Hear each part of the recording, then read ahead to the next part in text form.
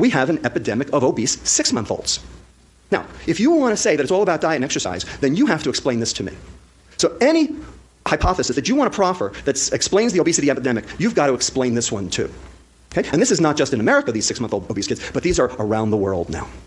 All right? So open your minds and let's go and figure out what the real story is. Okay? Now, let's talk about calorie intake, because that's what today is about. We're going to talk about the energy intake side of the equation. Okay? Sure enough, we are all eating more now than we did 20 years ago. Teen boys are eating 275 calories more. American adult males are eating 187 calories more per day. American adult females are eating 335 calories more per day. No question. We're all eating more. Question is, why? How come? Because it's all there? You know what? It was there before. Okay? We're all eating more. There's a system in our body, which you've heard about over the last couple of weeks, called leptin. Everybody heard of leptin? Okay? It's this hormone that comes from your fat cell, tells your brain, you know what? I've had enough. I don't need to eat anymore. I'm done. And I can burn energy properly. Well, you know what? If you're eating 187 or 335 calories more today than you were 20 years ago, your leptin ain't working. Because if it were, you wouldn't be doing it, whether the food was there or not.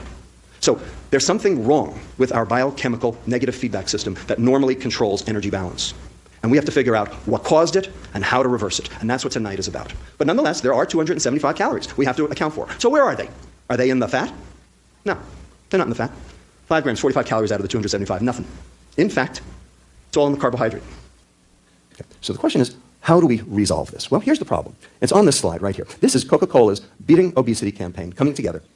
Beating obesity will take action by all of us based on one simple common sense fact. All calories count, no matter where they come from, including Coca-Cola and everything else with calories. A calorie is a calorie. And you can get your calories from carrots, or you can get your calories from cheesecake, or you can get your calories from Coca-Cola, or anything else with a C for that matter. It doesn't matter where the calories come from. It's a calorie is a calorie. That's what they say. Well, you know what? I don't believe in common sense. I believe in data. And the data say something else entirely. What the data say is that some calories cause disease more than others because different calories are metabolized differently. Because a calorie is not a calorie. And when you believe that a calorie is not a calorie, the whole world opens up, and actually how to fix this problem becomes very clear. This is because of our new diet. It is 40 years old now. It is called the Western diet. It is called the industrial global diet, and it is basically the processed food diet. And every one of you is eating it all the time, whether you like it or not. And there are 8 things wrong, not one, but 8 things wrong with processed food. And here they are. 3 things too little, 5 things too much. Not enough fiber, not enough omega-3 fatty acids, which you get from wild fish, not farmed fish, not enough micronutrients, all the vitamins and minerals. In addition, too much trans fats, but we know that, and they're coming down. Branched-chain amino acids, they're amino acids you get in corn-fed beef, chicken, and fish. Omega-6 fatty acids in seed oils. Alcohol, and then finally, the big kahuna, the one that blows all the other 7 out of the water, sugar. Sugar. Okay? We're going to talk about that for the rest of the time. Does sugar cause diabetes? Well, everyone says, well, yeah, but it's because of the calories. Sugar are empty calories. That's the mantra. It is not. This is absolutely not true. Sugar are toxic calories. In fact, studies from Europe show that if you consume 1 soda per day, your risk for diabetes goes up 29%, irrespective of the calories, irrespective of your weight, irrespective of anything else you eat. We've shown that for every 150 calories the world consumes, diabetes prevalence goes up a total of 0.1%, which is nothing. But if those 150 calories happen to be a can of soda, diabetes goes up 11-fold, 1.1%. And we're not consuming 1 can of soda, we're consuming 2.5. So 29% of all the diabetes in the world is due to sugar and sugar alone. This study actually satisfies both the scientific and legal criteria for proximate cause. You have to be able to show that something causes something else before you can do something about it. Well, we've proven it. We've shown it. And so shown here as well, same thing.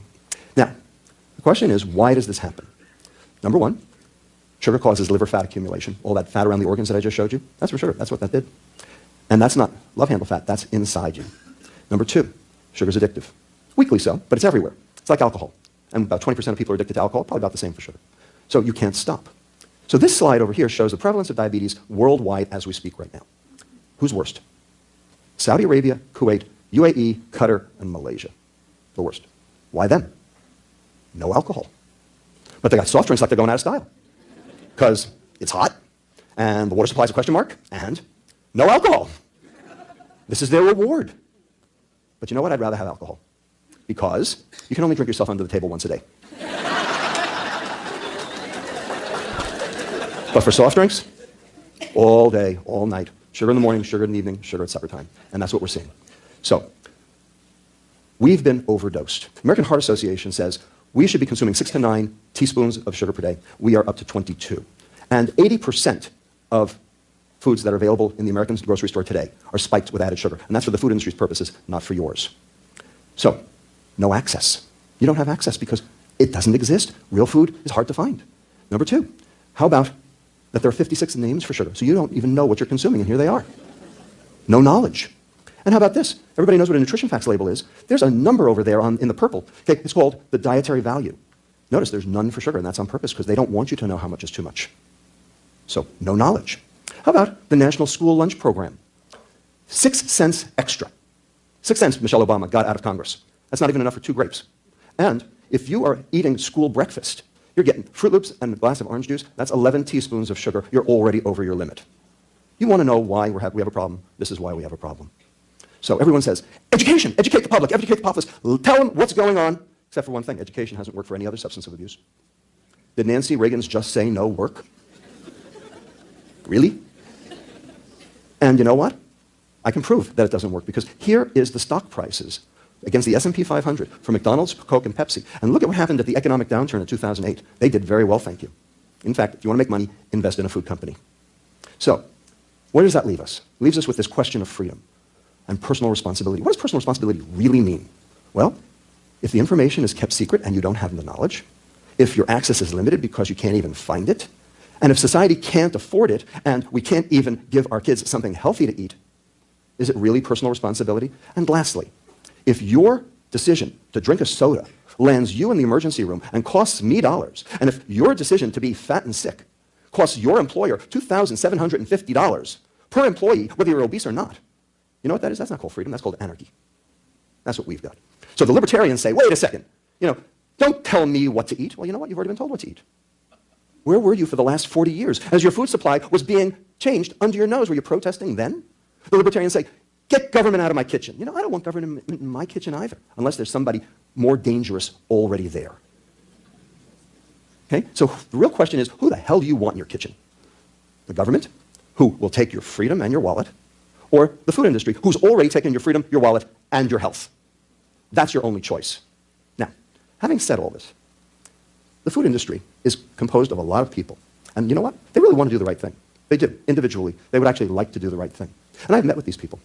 And they are actually very nice people. But they work for a food company. And contrary to what the Supreme Court says, corporations are not people. Because corporations have a fiduciary responsibility to their stockholders, and people don't. Corporations have 3-month profit cycles and Wall Street earning reports. And they have to make those reports. So I've met with the food industry, and I will tell you about one story, which will remain nameless. And they told me very straight out, 10 scientists, 10 corporate executives, and they said, we can change. We've changed before. We had to change back in the 80s when we went low fat. With 2 provisos. We won't go it alone, and we can't lose money. Those are 2 non-starters today. So what does that mean? That means that they have to be told what to do, and they have to do it all at the same time so that there's no competitive disadvantage. What does that mean? That means government. But government is complicit and complacent. They're getting paid off. Over half of Congress takes money from the food industry, and 6% of our exports are food. What do you think would happen if all of a sudden we told the entire world, that sugar we put in the food really isn't so good for you? What happened when that one downer cow went from Canada to Washington State? That was the end of meat sales to Britain and South Korea for 2 years. So they're on the other side. They're on the other side. But we've got a crisis because we will not have health care. So here is a report that just came out from an investment bank, an international investment bank, Credit Suisse, called Sugar Consumption at a Crossroads. And this is a direct quote from this tome. We believe higher taxation on sugary food and drinks would be the best option to reduce intake and fund the healthcare costs associated with diabetes and obesity. An investment bank is calling for taxation. That's how big and bad this problem has gotten. So, I believe food should confer wellness, not illness. And it used to. But you know what? This is a public health crisis. And you cannot solve public health crises one person at a time. Here is a list of diseases that were all personal responsibility issues, except for the sheer gravity of each of them became a public health crisis. Why don't we add sugar to the list? Personal responsibility is an ideology. It's the elephant in the kitchen, and we can't afford it. What we need is a policy based in biology. And it's got a name. It's called real food. And the only way we can solve this is by kicking that elephant out of the kitchen. Thank you.